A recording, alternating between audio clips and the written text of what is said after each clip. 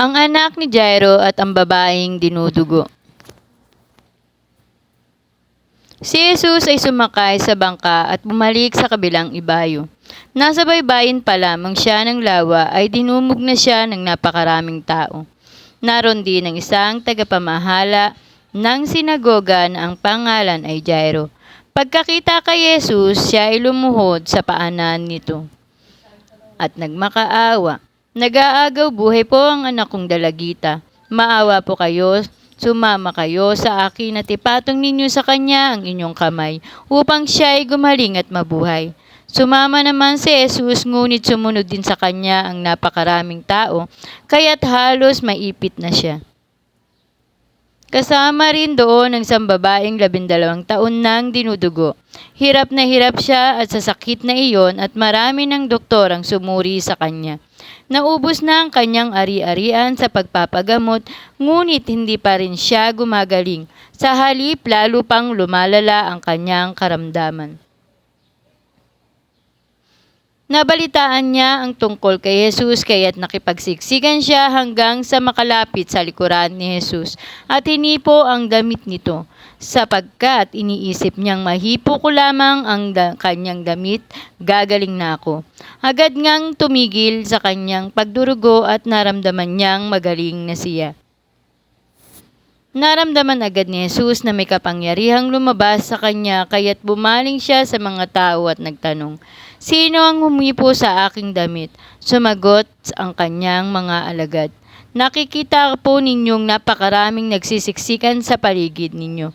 Bakit pa ninyo itinatanong kung sino ang humipo sa damit ninyo?"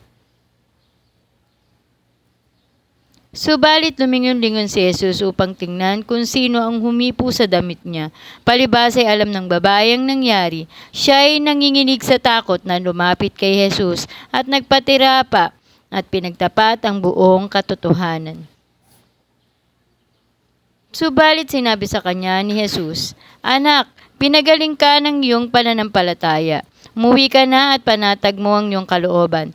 Ikaw ay magaling na. Habang nagsasalita pa si Jesus, may ilang taong dumating mula sa bahay ni Jairo. "Patay na po ang inyong anak.